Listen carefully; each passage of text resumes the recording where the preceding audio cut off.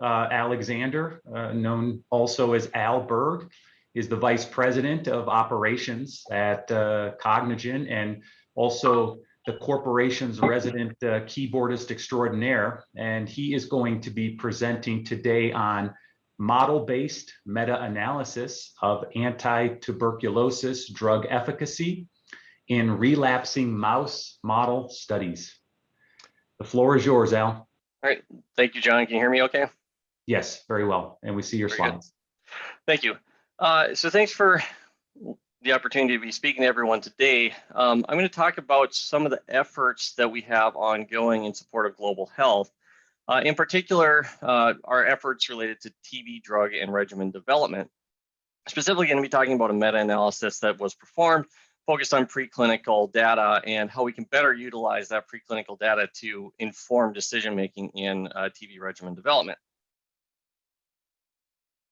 So before I get into the details of the modeling, just a little bit of a recap for people who may not be so aware of tuberculosis as a therapeutic area. It's not a high burden disease in North America or in Western Europe, but in the majority of the world, it's actually an endemic disease. And even though it's been temporarily eclipsed by the COVID-19 pandemic, TB actually remains the leading infectious disease related cause of death in the world. I'm showing statistics from 2016. Unfortunately, these statistics have not really changed much or gotten much better. And so, of the world population, about a third is actually latently infected with tuberculosis. There are about 10 million new cases active cases of TB per year. And there's about 1.5 to 2 million deaths per year from tuberculosis. So this is a major killer, like I said, leading infectious disease related cause of death in the world. And this is maybe a little bit surprising given the fact that we have effective drug regimens. But there are challenges with those drug regimens. They are long in duration. They are 6 months for the standard of care for drug susceptible pulmonary TB, 4 drugs for the first 2 months, and then a continuation phase of 2 additional drugs. This regimen has been shown to have a little bit of a lack of forgiveness to poor adherence as well. So if patients are not fully adherent to the regimen, their chance of failure goes up. And also there's a high comorbidity with HIV, leading to drug interactions and poor tolerability, as well as an overall high pill burden. So there's a lot of issues with the current drug regimens. And what is really needed to help curb this pandemic is a regimen that is simpler and shorter duration, and ideally would work for both drug susceptible and drug resistant TB in a duration, let's say, as short as 2 months.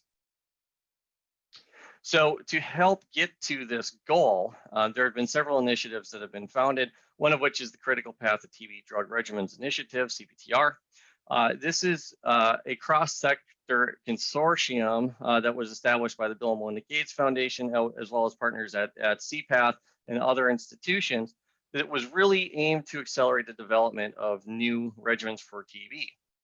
And one of the pillars of CPTR was to really enable the application of MIDD, so very applicable to what we're talking about today in this conference, and really to enable MIDD methodologies to better inform decision-making in the development of these pan-TB regimens. Well, obviously, this is of interest to Simulations Plus. We are partners in this initiative, and all of these areas, of course, are areas of interest for us and our services.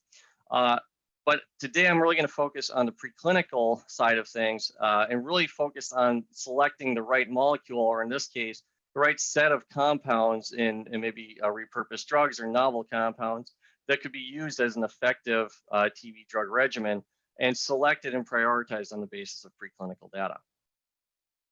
So diving a little deeper into the data itself, this comes from relapsing mouse model studies, which are a mainstay of drug development and regimen development for tuberculosis. This is really how the curative potential is assessed preclinically in these BALB/c RMM studies. The design of the study is on the screen. This is really a fairly straightforward design where animals are inoculated with a virulent strain of TB that's allowed to establish an in situ infection. And then the animals are treated for a duration of time, pre-specified duration of time, with a traditional design of maybe 2 to 3 different treatment durations. And then animals are allowed to recover for another period of time and then sacrificed. And their lungs are homogenized and plated to assess for growth, which would be considered a relapse, growth of microbacteria, or no growth, which would be considered a cure. So it's a very straightforward design, and is actually interpreted in most cases in a very simple manner, which is assessment of raw data tables. And so I've mocked up an example for you to see, where looking at the various regimens at their different assessed time points and looking at the numbers of mice that relapse at those various time points, and then trying to make inferences from this table as far as what's the relative regimen efficacy. Now, why is this important? Well, RMM studies are actually highly influential in prioritizing regimens for further study. So this is a key gating step for establishing which regimens should have priority, which ones should be prioritized, deprioritized in preclinical development. And often these have been used to inform regimen selection for clinical evaluation when looking at potential repurposing of existing drugs. So given their impact, we can obviously do better here, because focusing on these raw data tables of proportions really doesn't provide answers that we need for drug development. We really want to understand how long do we need to treat with a given regimen to achieve a high probability of cure. So if we treat for X duration to reach a let's say a 10% probability of relapse, that's equivalent to a 90% probability of cure. So how long do we need to treat? And more importantly, how does that stack up relative to the standard of care and historical regimens, as well as new and emerging regimens that are being considered? So what we're really trying to do here is we're trying to shift from proportions to model-informed estimates of probabilities based on all the relevant data that we have on hand. So this is where the need for the model-based meta-analysis came in. Really what we're trying to do here is take existing data from a database of RMM studies, develop a statistical model that describes the observed relapse proportion versus treatment duration curves, and the interstudy variability, which is very important, as you'll see in the presentation. Assess the contributors of that variability, so that we understand what is really contributing to that interstudy variability, and adjust for that so that we can make meaningful apples to apples comparisons of metrics of interest for those profiles for those different drug regimens, so we really understand how they stack up relative to one another and see the incremental improvements from regimen to regimen. So of course, with any metadata, it all starts, model-based meta-analysis, it all starts with data. And in this case, we had at our disposal the CPTR initiative database of RMM studies. So this was 28 studies worth of data, approximately 1,600 mice, excluding non-treated control animals. So 1,600 mice that had been treated, each contributing a single data point for efficacy. And these came from 2 labs, Johns Hopkins, Eric Nuremberger's lab, and Colorado State, Ann Leonard's lab. 17 different regimens, which you can see in the table on the screen. Various different treatment durations and numbers of studies in which these regimens were represented. Now, one of the things that's very important about this data set that was really beneficial is that CPTR took the time to work with the labs to set up a consistent data template and data structure so that all of the relevant information that was available could be compiled in a standardized format and integrated into a database that then allowed us to come in and make our analysis data sets and support the data analytics that I will be walking through. So a very important component here is the data standardization, and I want to make sure that that is not minimized, because that's very important when doing this type of analysis. Not going to spend a lot of time on exploratory data analysis, but one thing to point out is the interstudy variability that we saw. So pointing at one of the positive control arms, one of the more frequently used positive control arms, HRZ-HR, very similar to the clinical standard of care, which is HRZ-EHR, combination of isoniazid, rifampin, pyrazinamide, and ethambutol. You can see that there is significant interstudy variability, which was readily determined to be related to certain covariates, in this case, inoculum. Inoculum is the amount that's used to get the infection going in the mice. And so you can see as you go from low to medium to high dose inoculum, that there is definitely a relationship with the proportion of relapsing mice at different time points. So something that we kept in mind as we were going through the model development process. Not going to go into great detail on this, on the model itself for interest of time, as well as the fact that we have a forthcoming publication on this. And so you can find the details there. But just in general, this model is a mixed effects logistic regression model. So linear regression with study as a random effect on both the intercept and the slope terms. One note is that because we had regimens that were identical up to 2 months and then may vary beyond that time point, for example, HRZE versus HRZE-HRZ, which is where the ethambutol was dropped at 2 months, or HRZE-HR, where ethambutol and pyrazinamide was dropped at 2 months. To account for that, we adjusted the time parameter by 2 months to basically model these regimens as having the same intercept value.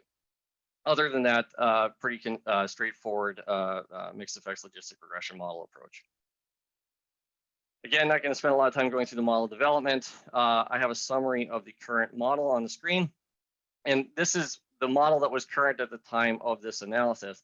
And I point that out because we treat this as actually a living model, where we are iteratively updating it, iteratively reassessing it every time we get new data in from emerging studies, RMM studies that are contributed to us. So just a couple comments on this model. We did a stepwise covariate analysis to look through the list of covariates that were available in the database. Came up with 2 different highly relevant covariates, which I will show later on what their impact is: inoculum amount, as I mentioned previously, and the lung bacterial burden in control animals at baseline, so immediately prior to treatment. Then we also did our best to include as many treatment-related fixed effects as possible, because we're trying to really understand the differences between the different regimens. And so we wanted to be able to differentiate between them wherever was supported by the model. And we were successful in that. Only a couple of regimens were grouped together. So HRE or HRE-HR were indistinguishable from the in the model.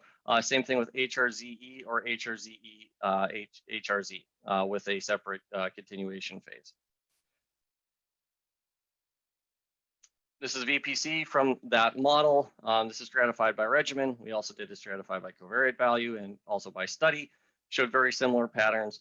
Bottom line is that the model's predictive performance was looking reasonable, and this is important when we start talking about how we apply this to inform study design. But the results of the VPC suggest that the model is performing well. A little bit of discussion on the covariate effects themselves. So as I mentioned, there were 2 covariates, inoculum amount as well as baseline bacterial burden. And these were both strong contributors to interstudy variability.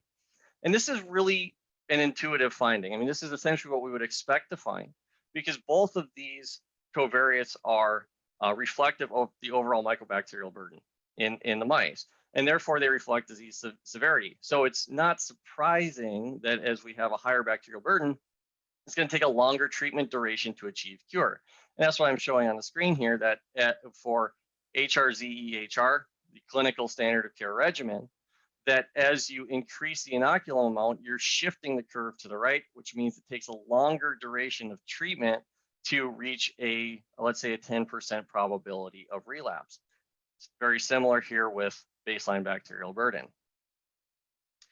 Now, this is important because inoculum is a key determinant of baseline bacterial burden, and it's also a variable that can be controlled by the study team.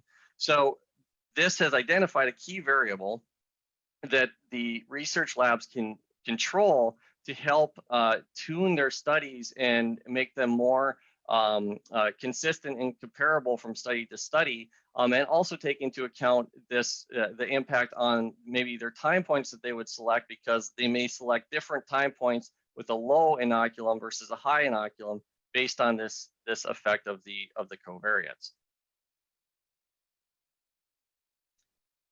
The covariates were also very important when we were thinking about doing the cross-study comparisons and the regimen comparisons, because they were such a strong contributor to the inter-study variability that we wanted to be able to adjust for that to do an apples-to-apples comparison of regimen efficacy. And that's what you're seeing on the screen, where we were able to derive the model-based relapse versus treatment duration profiles for these various different drug regimens.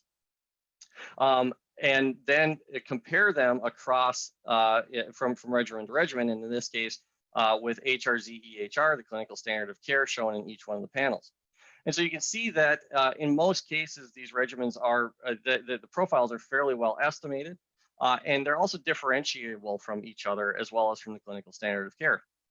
So this really helps us to be able to assess how differentiatable are these different regimens, how do they stack up relative to one another and the clinical standard of care.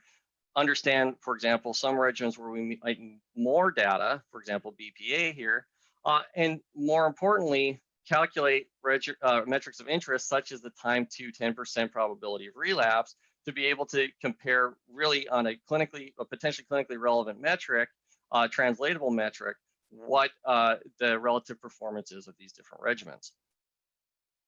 So looking at that T10 value, and again showing HRZ-EHR as the clinical standard of care in both the table and the forest plot, there's really three groupings that we're seeing in the regimens. Those that are worse in red than the clinical standard of care, those that are performing better than the clinical standard of care in that they have a shorter duration to reach a low probability of relapse, and then those that are fairly similar. So if we focus on those that are worse, this is actually good validation of the model performance, because these are established findings in the literature for TB drug development, that as you add components such as pyrazinamide, Z, or rifampin, R, to a backbone, in this case of isoniazid and ethambutol, you see these incremental improvements. And when you add both of those drugs, you get to essentially the standard of care performance relative for HRZ-EHR versus HRZ-EHR, which just includes the addition of ethambutol. And this is also a known observation in BALB/C mouse RMM studies, that ethambutol is not contributing extensively to the efficacy.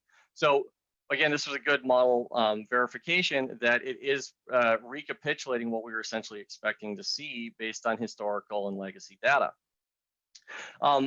As far as those that are performing better than the standard of care, which you see in blue, there's a grouping of those that are moxifloxacin-containing regimens. And this is of interest because there have been phase 3 clinical trials run of fluoroquinolone-containing regimens, including RMZE and HRZM. And those were assessed with a treatment duration of 4 months versus the 6-month standard of care. But if you look at the estimates that we have here, the median time to 10% relapse value, 4.22 months for HRZ-EHR versus maybe around 3 months or slightly less for those fluoroquinolone-containing regimens. The BALB/C mouse data itself is suggesting that the treatment shortening effect of going to a fluoroquinolone-based regimen may only be about a month to a month and a half in the BALB/C mouse, which is very well controlled. So, on the basis of a assumption of, let's say, a 1-to-1 translation to the clinic, this data, analyzing it this way and really trying to understand how things change from regimen to regimen would not necessarily support a clinical study of only 4-month duration. It may have supported maybe a 5-month duration study instead. So that's a very key finding here that suggests that better leveraging of this BALB/C RMM data can help us make some better decisions in drug development. The last thing that I'll note is BPAL, which is a new regimen of bedaquiline, pretomanid, and linezolid that's been approved for drug-resistant TB, shows somewhat improved efficacy than the moxifloxacin-containing regimens, but it would not necessarily meet the bar that we're trying to get to of, let's say, a two month duration regimen in the clinic. So this suggests that we may need to look for different regimens beyond BPAL to reach that goal of a 2-month regimen. So again, as I mentioned, this shows expected trends, but really what we're doing here is the first time that these types of regimens have been compared simultaneously across multiple different studies, and really allows for that apples to apples comparison after adjusting for covariates and interstudy variability. So to conclude here, what we've really done with this analysis and what we're doing day to day in practice with our partners is we're changing the framework by which you leverage this data and how you use it to make decisions. Because what we're doing is, as we get emerging data, we update the underlying data set, we add that data into the mix, we re-estimate the model, we update the model, we check the covariate assumptions, and then we derive these estimates so that we understand how precisely are we estimating the regimen efficacy, and then how does it actually stack up relative to the other candidate regimens and the historical data. And since this is done iteratively, we improve our understanding continuously of these regimens and how they are stacking up, and potentially where we should be prioritizing our investments. Additionally, we have used this model extensively to run simulation studies where we are simulating different designs and different performance for hypothetical regimens with different profiles and different efficacies, and then re-estimating the model to understand if we want to base our assessments off of the model, what should we design the study to look like in order to get our best estimates out of it. So we've done this numerous times, and it's shifted things from a focus on, let's say, 4 time points with 15 mice per time point to, let's say, 9 different time points or 10 different time points with fewer mice per time point. And so the net benefit here is we're actually improving the information that we get out of these designs by using the model and using these alternative designs. And we also significantly decrease the number of mice required to run these studies. So it helps us to be better stewards of the animals we're using to make these drug development decisions while maximizing the data. So bottom line here is that by going through this exercise and working with our partners, this has really helped us to make that shift away from proportions and towards probabilities, and therefore really helps us to improve the preclinical development and prioritization of novel and repurposed candidate regimens for TB.